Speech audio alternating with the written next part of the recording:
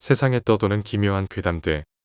첫 번째 이야기. 부산에서 택시기사가 비오는 날 실제로 겪었던 실화괴담. 차창에 부딪히는 빗발이 조금씩 굵어지기 시작한다. 나는 와이퍼를 한 단계 더 올렸다. 장마라서 그런지 이놈의 비는 그쳤다가도 금세 다시 엄청나게 퍼붓곤 한다. 이러다가 진짜 오늘 산업금도 내지 못할 것 같다. 그나저나 정말 오늘은 손님이 없다. 간간히 반대편 차로에 차가 지나가는 것만 제외하고는 사람이라고는 찾아볼 수도 없고, 보통 이 시간대에는 취객들이 많이 나오는데 비가 많이 와서 그런지 아무도 보이질 않는다. 헤드라이트에 비치는 빗물의 양을 보니 정말 비가 많이 오는 걸 느낀다. 그런데 아까부터 계속 이상한 느낌이 든다. 마치 몸이 공중에 뜬 듯. 정확히 표현하자면 도로 위를 미끄러지는 듯 한 느낌이다. 흡사 내 택시가 잠수함이라도 된 것 같았다. 영업용 택시를 몰게 된 건 약 한 달 전부터인 것 같다. 요새는 정말 일자리를 구하기가 하늘의 별 따기만큼이나 어려운 거라서. 어쨌든 학교 다닐 때 친구 따라 따놨었던 운전면허가 이렇게 졸업 후에 바로 쓰일 줄은 몰랐다. 개인 택시라도 몰려면 그래도 경력이 있어야 하니까 영업 택시에 발을 들여놓았는데, 여기도 마찬가지로 경쟁이 심해서 어쩔 수 없이 심야 시간대에 핸들을 잡게 된 것이다. 밤 11시에 교대에서 심야 할증 시간대에 손님은 잘만 잡으면 장거리가 많아서 돈이 될 때도 있다.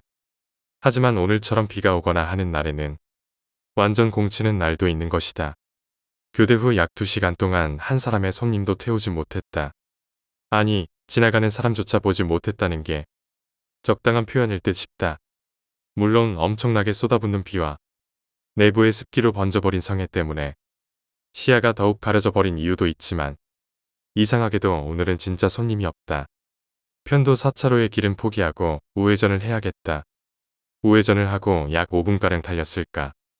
저만치의 가로등 밑에 누군가가 서 있는 듯한 모습이 보였다. 나는 행여나 다른 택시가 먼저 발견할까봐 서둘러 2차로로 차선을 변경했다. 희미한 시야를 뚫고 앞쪽에 서 있는 사람은 여자였다. 검은색 머리를 허리까지 기른 호리호리한 몸매에 흰색 원피스를 입은 여자였다. 나는 이 시간에 혼자 서 있는 게 좀 갸웃거리긴 했지만, 가로등 아래서 비에 다 젖어 서 있는 여자는 분명 택시를 기다릴 거라 생각하고 그 여자 앞에 택시를 세웠다. 잠시 동안 아무런 기척이 없었다. 택시를 타는 게 아닌가 하면서 나는 사이드미러를 봤다. 그런데 어느샌가 그녀는 뒷좌석에 다소곳이 앉아 있었다. 어디로 가세요? 라고 나는 조심스럽게 물었다. 두구동으로 가주세요. 라고 말하는 그녀의 목소리는 거의 들릴 듯 말 듯했다. 하지만 여기서 두구동까지 꽤나 장거리이기 때문에 나는 오늘 산악금은 넣을 수 있겠구나 라는 생각이 가장 먼저 들었다. 비는 점차 더 거세진 것 같았다. 어느 순간부턴가 한기가 조금씩 들었다. 나는 차의 에어컨을 끄고 룸미러로 뒷좌석을 쳐다봤다. 비에 젖은 머리에 가려져 뒷좌석 여자의 얼굴은 잘 볼 수 없다. 왠지 사방에 빗속에 고립되어 우리 두 사람만 남은 듯한 기분이 든다. 어디선가 스멀거리며 올라오는 불안감을 떨기 위해 나는 입을 열었다. 비가 많이 오죠?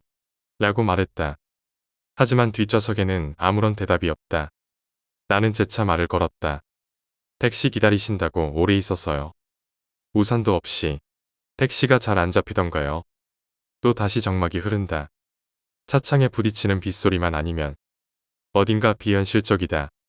나의 불안은 조금씩 구체화되기 시작했다.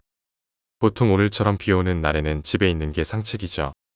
운전하다가도 사고 날 위험도 높고요. 아까도 교대하고서 광안대교 지나가는데 반대편 차선에서 트럭 한 대가 빗길에 미끄러지며 덮치더라고요. 급히 핸들을 꺾긴 했는데 부딪힐 거라고 생각했거든요. 다행히 질끈 감았던 눈을 뜨니까 피했더라고요. 트럭은 난간에 박은 것 같은데 구경하려다가 비가 많이 와서 그냥 나왔죠. 여전히 뒷좌석은 묵묵부답이다. 이 얘기를 해주면 그래도 반응이 있을 듯 싶었다. 비현실적인 공기는 더욱 무거워졌다. 귀신을 태운 건가? 얼마 전에 동료 기사가 밥 먹으면서 했던 얘기가 생각났다. 으슥한 밤이었는데 말이야, 어떤 남자를 한 명 태웠거든. 근데 그 손님의 왠지 모르게 표정이 안 좋았어. 대답도 없고 행선지만 말하고 한마디도 없더라고. 근데 운전하는 동안 진짜 계속 섬뜩했어. 뒷덜미가 말이야. 어떻게 행선지까지 간지는 모르겠는데 아무튼 다 오니까 잠깐만 기다려달라고 하더라고. 그래서 집 앞에서 기다리는데 아무리 기다려도 안 나오는 거야. 그래서 그 집에 가봤지. 보통 택시 기사들 사이에서는 가끔 귀신을 태우는 기사가 있다고 했다. 그 귀신은 대부분 자신의 기일에 제삿집에 가는 길이거나 무덤으로 돌아가는 길이 많다는 것이다. 그런데 보통 귀신을 태우게 되면 제사를 지내는 집에 자신이 그 고인을 태우고 왔다고 말하면 요금을 두세 배 더 얹어줄 뿐만 아니라 계속해서 손님이 끊이지 않는다고 들었었다. 나는 등줄기로 흐르는 식은땀을 느끼며 다시 룸밀러로 뒤편을 확인했다. 분명히 이 세상 사람이 아닌 것 같은 느낌이 들었다. 간간히 들었던 귀신을 뒤에 태우면 거울로 보이질 않는다는 얘기가 생각났다. 거울로 보이는 여자는 더욱 비현실적으로 보였다. 나는 내가 알고 있는 최대한의 지름길로 서둘러 달렸다. 도중에 내릴 수도 아니 만약 세웠다가는 뭔가 좋지 않은 일이 생길 듯한 기분이 들었기 때문이다. 등골이 섬뜩한 것을 계속해서 느꼈다. 저절로 엑셀에 힘이 더 들어갔다. 와이퍼는 더욱 미친 듯이 움직이기 시작했다. 두구동 근처에 오니 주변 이정표에 화장터를 가리키는 팻말이 보였다. 여기는 영락공원 화장터가 있는 곳이지. 등 너머로 이 세상의 목소리가 아닌 듯한 소리가 들린다. 여기서 좌회전해주세요. 정말이지 빨리 이 현실에서 벗어나고 싶다. 마침 주변에는 차가 없어서 신호도 무시한 채 핸들을 꺾었다. 어느 정도의 골목길로 들어서자 뒷좌석에 여자가 세워달라고 말한다. 나는 서둘러 브레이크를 밟고 가만히 숨을 고르고 있었다. 진짜 이렇게 긴장해 보기는 처음이다. 잠시만 기다려 주실래요? 차비를 가지고 올게요. 룸밀러로 비친 여자는 그렇게 말하며 손가락에서 반지를 빼서 뒷좌석에 올려놓았다. 그리고는 처음과 마찬가지로 소리 없이 차에서 내렸다. 나는 그제서야 안도의 한숨을 내쉬었다. 나는 아직 떨리는 손으로 담배를 하나 꺼내서 불을 붙였다. 아무리 돈이 된다지만 다시는 하고 싶지 않은 경험이었다. 마치 시체를 닦는 아르바이트처럼 말이다. 나는 마음을 진정시킬 겸 라디오를 틀었다. 라디오를 틀면서 왜 아까 라디오를 틀지 않았던가 하는 생각이 잠깐 스쳤다. 처음에 잡힌 주파수에서는 뉴스가 나오고 있었다. 다음은 사고 소식입니다. 나는 담배 연기를 길게 내뿜으면서 뒷좌석에 반지를 봤다. 어차피 저건 진짜가 아니라 허상일 거야. 근데 이렇게 왜 이상한 기분이 들지? 빗길에 미끄러진 3톤 화물 트럭이 중앙선을 넘어 마주오던 택시를 들이받아 택시가 바다로 떨어지는 사고가 났습니다. 이 사고로 택시의 운전자 박모 씨가 그 자리에서 숨지고 트럭 운전자 최모 씨는 중상을 입고 인근 병원으로 이송되었습니다. 은주는 이제 이별의 충격에서 조금씩 벗어나고 있었다. 대충 머리를 닦고 젖은 옷을 서둘러 갈아입은 뒤에 택시비를 들고 밖으로 나왔다. 밖에는 아무도 없고 그녀의 커플링이었던 반지만이 비를 맞고 있었을 뿐이었다. 두 번째 이야기, 자동차 괴담. 몇 년 전 어느 날 나는 친구 A를 태우고 자동차를 몰고 있었다. 조금 멀리 있는 B라는 친구의 집으로 놀러가는 길이었다. 미니 동창회 같은 느낌으로 대학 시절 친했던 친구들 10명 정도가 모여서 먹고 마실 계획이었다. 나는 가까이 사는 A를 태워서 같이 B네 집으로 향하기로 했었는데 A가 시간을 착각하는 바람에 출발이 지연되었다. 미안해하는 그를 태우고 속도를 올렸지만 시간 내에 도착할 수 있을지 확실치 않았다. B의 집은 산 너머에 있었다. 산길에 접어드니 도로에는 우리 말고 다른 차는 없었다. 커브길이 종종 등장하기는 했지만 신호나 갈림길도 없이 한쪽 차선을 쭉 달리기만 하는 쉬운 길이었기 때문에 나는 상당히 속도를 내서 차를 몰았다. A와 시덥지 않은 이야기를 나누며 가고 있다 보니 전방에 부자연스럽도록 천천히 달리는 경차의 미등이 보였다. 1차선 도로였기 때문에 산을 넘어 내리막길이 될 때까지는 추월할 공간이 거의 없는 상황이었다. 가뜩이나 약속 시간에 늦었던 우리에게 있어서는 방해물이 따로 없었다. 아니나 다를까 우리는 금방 경차의 바로 뒤까지 바싹 따라잡았다. 끓어오르는 짜증을 참으며 한동안은 그 뒤를 얌전히 따라갔지만 어째서인지 그 경차는 점점 느려지는 기분이 들었다. 커브를 돌 때마다 거의 멈출 기세로 브레이크를 밟았다. 애매한 속도로 앞을 달리는 경차의 인내심의 한계를 느끼고 나는 A에게 말했다. 아무리 그래도 저 차 너무 심하지 않냐? 적당한 곳을 찾으면 바로 추월해버릴 거야. A는 아무런 대답이 없었다. 힐끔 그를 겨눈질하니 그는 새파랗게 질려 있었다. 심상치 않은 모습이었다. 너무 속도를 내서 참을미라도 하는 건가? A는 아무리 말을 걸어도 대답하지 않았다. 속이 메스껍다기보다는 무엇인가를 두려워하는 것 같은 모습이었다. 도대체 무슨 일이냐고 거의 외치듯 A에게 말을 하자. 그는 정신을 든 것처럼 입을 열었다. 큰일 났어. 일단 빨리 달려. 가뜩이나 앞차가 느려서 짜증이 나던 차에 A까지 이상한 행동을 해서 한층 더 기분이 나빴던 나는 적당한 직선 도로에서 그 차를 추월했다. 속도를 원래대로 올리자 백미러로 보이는 경차는 순식간에 멀어졌다. 그 차를 추월하고 나니 기분이 조금은 침착해졌다. A를 보자 그도 안색이 조금은 나아져 있었다. 진정된 것 같기에 아까 왜 그랬는지를 물어보았다. 착각일지도 모르지만 아까 그 경차 좀 이상하지 않았어? 혹시 차 안은 안 보였어? 아니다. 이제 이 이야기 그만하자. A와 이야기를 나누며 백미러로 눈을 돌려보니 아까까지 멀찍이 뒤떨어져 있던 경차가 바싹 따라오고 있었다. 아니, 따라온다기보다는 거의 도발하는 걸로밖에 보이지 않았다. 하지만 아무리 속도를 올려봐도 떨쳐낼 수가 없었다. 경차는 끈질기게 따라오며 헤드라이트에 클락션까지 울려댔다. 등골이 오싹했다. 안 되겠다. 저 차 먼저 보내야겠어. 아까까지는 그렇게 느려터졌던 주제에 갑자기 왜? 그러자 A가 험악한 얼굴로 말했다. 절대로 안 돼. 먼저 보내면 안 돼라고 말해서 나는 답했다. 어쩔 수 없어. 이렇게 빨리 달리면 사고 난단 말이야. 일단 저 차 보낸다. A는 나의 말에 이상하게도 눈물이 어린 눈으로 나를 쳐다보았지만 이윽고 알겠다고 한마디 하고 고개를 숙였다. 내가 길을 양보하려고 속도를 줄이며 길가 쪽으로 빠지자 뒤쪽에서 쿵 하는 충격이 전해졌다.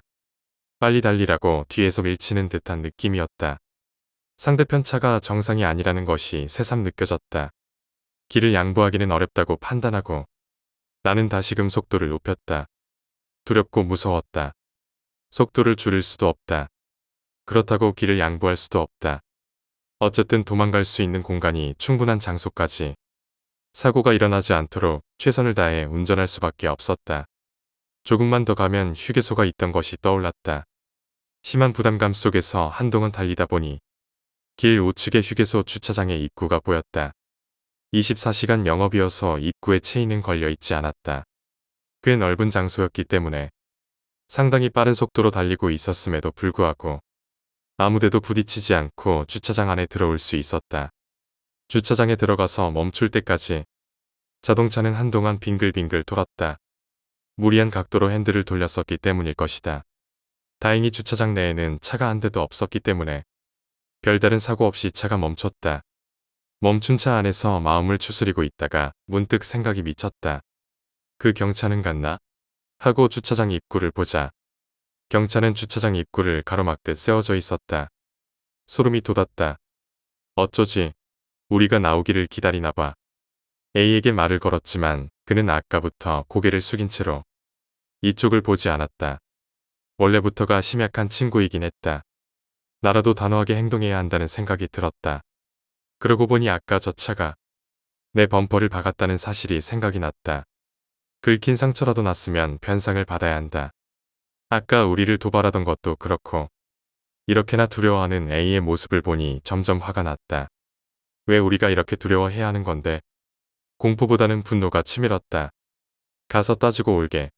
라고 말하며 A에게 내뱉은 말하고 차에서 내렸다. A는 기겁을 하며 말렸지만 어디 얼굴 좀 보자는 생각으로 나는 그 경차가 있는 곳으로 걸어갔다. 하지만 가까워지면 가까워질수록 경차는 이상했다. 안에 누가 타고 있는지 보이지가 않았다. 썬팅을 짙게 넣었나? 이런저런 생각을 하며 경차의 운전석 창문에 노크를 했다. 그러자 운전석의 창문이 쓱 하고 열렸다. 열린 창문으로 차 안을 본 나는 내 눈을 믿을 수 없어 다시 한번 천천히 확인했다.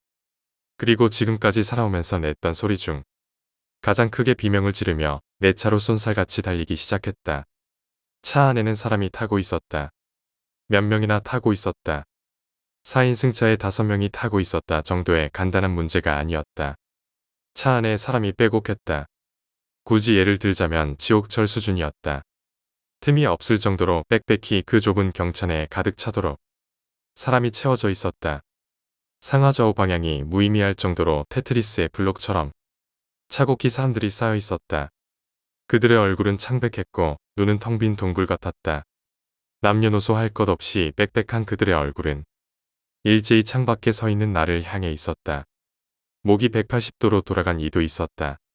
안이 보이지 않았던 이유는 사람으로 차 안이 꽉 메워져 있었기 때문이었다. 나는 내 차로 돌아가서 급속도로 차를 출발시켰다. A는 아무 말 없이 고개를 숙이고 부들부들 떨고 있었다. 공포로 가득한 나는 무아지경으로 오로지 도망가야 한다는 생각뿐이었다. 입구에 세워져 있는 경차와 주차장의 울타리 사이를 억지로라도 뚫고 갈 생각으로 차를 몰았다. 내 차 왼쪽이 울타리에 긁히는 느낌이 났다. 끼익하는 듣기 싫은 소리가 나며 자동차와 울타리가 동시에 비명을 질렀다. 하지만 그것을 신경 쓰고 있을 겨를은 없었다. 경차가 시야에 들어왔다. 그 안에 있는 모두가 이쪽을 보고 웃고 있었다. 그리고 엄청난 충격이 느껴지고 곧 정신을 잃었다. 정신을 차려보니 병원이었다. 결국 엄청난 속도로 울타리를 제치고 주차장에서 튀어나온 누리는 도로를 달리던 차와 충돌했다고 한다. A는 머리를 부딪혔지만 외상은 거의 없었고 가벼운 타박상을 입었을 뿐이었다. 나는 에어백에 세게 부딪혀서 그런지 코가 골절되고 앞니가 세게 부러졌으며 오른쪽 다리뼈에도 금이 가는 부상을 입었다. 상대 차량을 몰던 사람은 20대 여성이었다. 다행히도 상처는 없었지만 차가 많이 훼손되었다. 퇴원할 무렵 상대 차량 운전자가 문병을 와주었다. 그녀에게 경찰을 보지 못했느냐고 물었지만 그런 차는 없었다고 했다. 먼저 퇴원한 A는 처음부터 경차 안의 사람들을 봤다고 한다. 하지만 나는 아직 보지 못한 것 같기에 차라리 모르는 것이 나을 것 같아서 말하지 않았다고 한다. 내 차는 고치면 못 고칠 것도 없었지만 왜인지 재수가 없을 것 같아서 폐차했다. 퇴원한 후로도 한동안 멍은 사라지지 않았다. 어쩐지 멍은 손바닥 모양이었다. 많은 사람에게 얻어맞은 것처럼 되어 있었다. A에게 남아있던 멍도 그런 모양이라고 했다. 그의 지갑 안에 들어있던 어머니가 주신 부적은 갈갈이 찢겨 있었다고 한다. 멍들은 시간이 걸리긴 했지만 지금은 완전히 없어졌다. 세 번째 이야기, 희망자. 파견사원이긴 했지만 연봉이 괜찮은 곳에 채용되었다. 본가에서 상당히 멀었기 때문에 매일 아침 6시에 일어났었다. 하지만 일찍 일어나는 게 너무 힘들었고 일은 너무 늦게 끝났기 때문에 결국 회사와 본가의 중간 정도의 위치에서 자취를 하기로 결정했다. 새로 결정한 자취집의 옆집에는 이상한 녀석이 살고 있었다. 어떻게 이상했냐면 자살을 꿈꾸지만 무서워서 마지막 그 선을 넘지를 못하는 그런 녀석이었다. 아파트에 입주한 첫날은 관리인이 일부러 나에게 경고해주러 올 정도였다. 어떻게 저런 녀석을 안 쫓아냈을까 싶었다. 관리인이 좋은 분이긴 했지만서도 그 녀석의 자살 소동 때문에 피해도 많이 입었다. 내가 직접 구급차를 불러준 적도 있다. 여하튼 있었던 일을 순서대로 나열해보자면 일요일 오전에 갑자기 소리를 질러서 보러 가보면 면도칼로 왼쪽 손목에 얇게 금을 그었다. 한밤중에 아파트의 뒤에서 엄청난 소리가 나서 가보면 분리수거하는 곳에 달린 철판 지붕 위에 떨어져 몸부림치고 있다. 아마도 목을 매려다 그랬는지 천장을 부수어 집주인을 화나게 한다. 수없이 많지만 대충 이 정도였다. 솔직히 민폐만 끼치고 싫은 존재이기도 했고 만일 정말 죽고 싶은데 죽지를 못하는 거라면 그것도 옆집 사는 사람으로서 참 찝찝한 노릇이었다. 어느 날 일찍 퇴근해서 집에 갔는데 마침 그 녀석도 돌아온 참이었는지 문 앞에서 맞닥뜨렸다. 처음에는 그저 가볍게 목례를 하고 지나치려다가 이내 결심하고 궁금했던 점을 물어보았다. 왜 그렇게 죽고 싶어 해요? 당사자로서는 참 무신경한 질문일 텐데 대뜸 그런 질문을 던진 나에게 놀라울 정도였다. 그 말을 듣더니 그 녀석이 갑자기 우울한 얼굴로 울기 시작하는 것이었다. 깜짝 놀라 허둥지둥 우리 집으로 들였다. 그 녀석은 신세 한탄을 펼쳤다.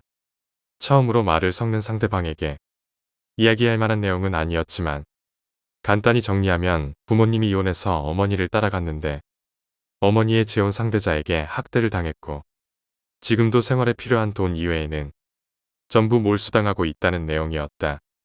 생각해보니 나도 그 녀석네 집에 무서운 아저씨가 오는 걸 가끔 본 적이 있는 것 같았다. 하지만 솔직히 말해서 현실적으로 와닿지가 않아서 적당히 이런 말을 했다. 그럼 도망치면 되잖아. 돈 좀 들이면 멀리 갈 수 있을 거야. 그리 말했더니 다시금 울음을 터뜨렸다. 재혼 상대는 어머니에게도 폭력 휘두른다는 것이었다. 돈을 주지 않으면 화풀이가 고스란히 어머니에게 간다고 한다. 확실히 불쌍하긴 하지만 자살까지 할 일일까라는 생각이 들었다. 그래서였을까? 가볍게 덧붙였던 그 한마디를 해서는 안 됐던 거다. 나도 죽고 싶을 때가 있지만 우리 열심히 하면 어떻게든 될 거야. 이렇게 말한 순간 그 녀석은 갑자기 눈에 띄게 밝아져서 환하게 웃는 얼굴로 나를 보았다. 아마도 동병상련인지 동지의식을 느꼈던 것 같다.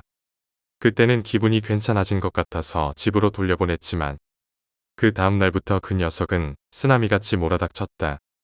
퇴근해서 집에 와보니 그 녀석도 마치 지금 퇴근한 것처럼 문 앞에서 마주쳤다. 거의 지켜보고 있다 나온 게 아닌가 싶을 정도의 타이밍이었다. 그냥 가볍게 대화하는 정도라면 상관없긴 하지만 항상 실실 웃으면서 말을 거니까 솔직히 좀 소름이 끼쳤다. 그리고 처음으로 말문을 튼 지 일주일 정도 지났을 무렵이었을까. 집 앞에서 우연히 맞닥뜨려 잡담을 나누고 있는데 일요일에 우리 집에 오지 않을래요? 선물 받은 과자도 있어요. 하며 나를 초대했다. 사실 약속도 없었고 내가 좋아하는 과자도 있다고 하길래 승낙하고 말았다. 그리고 일요일에 처음으로 그 녀석의 집에 들어가 보았다. 그 녀석의 집은 깨끗을 넘어 아예 물건들이 없었다. 가구조차 거의 없어서 밥솥과 냉장고, 선풍기와 이불, 그리고 접이식 책상이 다였다. 하지만 새아버지에게 착취당한다는 이야기를 들었던 것도 있고 해서 그냥 언급하지 않고 과자를 먹고 있었는데 뭔가 그 녀석이 이상했다. 불안한 모습으로 안절부절 가만히 있지를 못했다.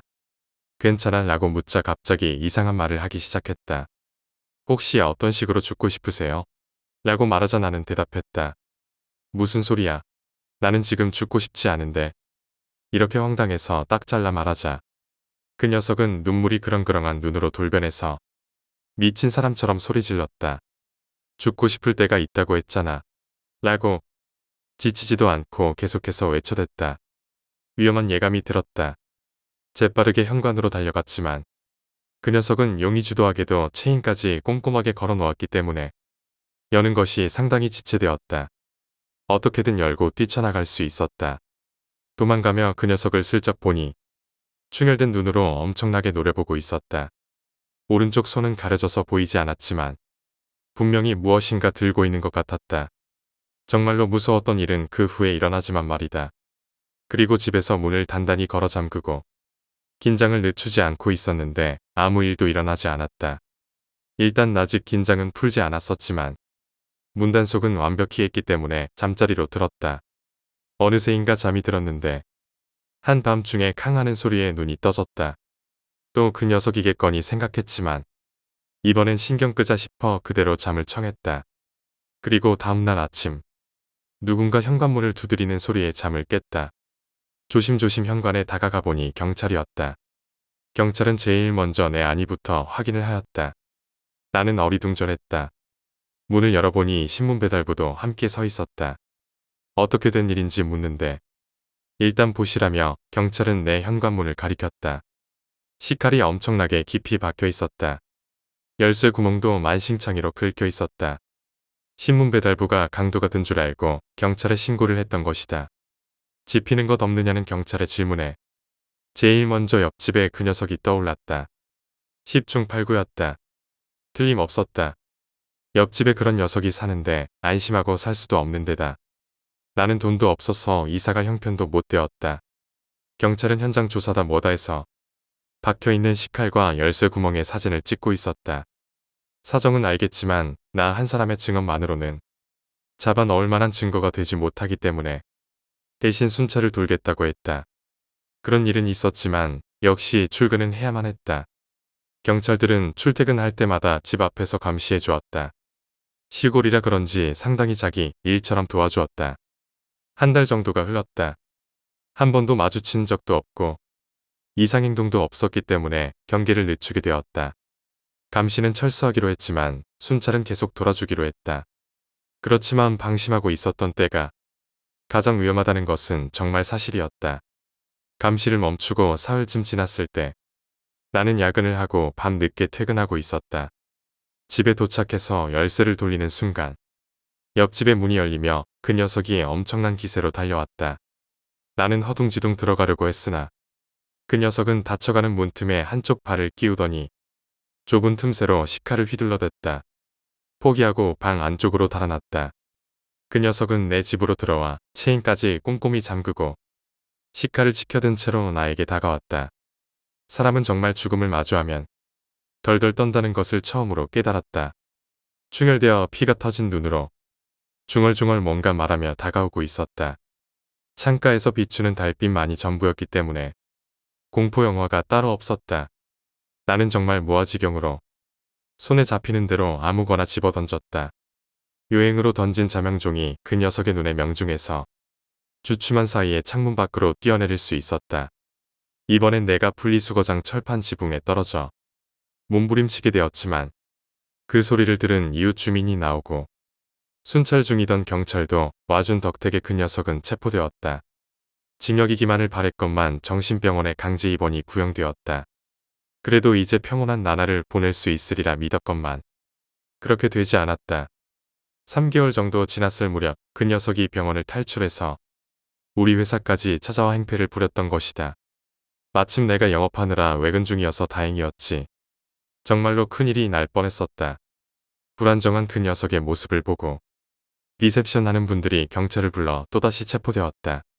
그 녀석은 연행되어 중병병동으로 옮겨져 억압복을 착용하게 되었다고 한다. 나는 그 일로 인해서 권고사직을 당했다. 지금은 본가에 들어가서 구직 활동 중이다. 집주인과는 지금도 친하게 지낸다. 가끔 밥 먹으러 만나곤 하는데 그때 들은 이야기로는 그 녀석이 식사 시간에 혀를 깨물고 죽었다고 했다. 정신병원에서 정보가 밖으로 셀 리가 없겠지만 만약 그 소식이 정말이라면 그 자살희망자를 드디어 성공하게 만든 것은 내가 아닐까. 서투른 호의는 역효과를 불러온다는 교훈을 얻은 사건이었다.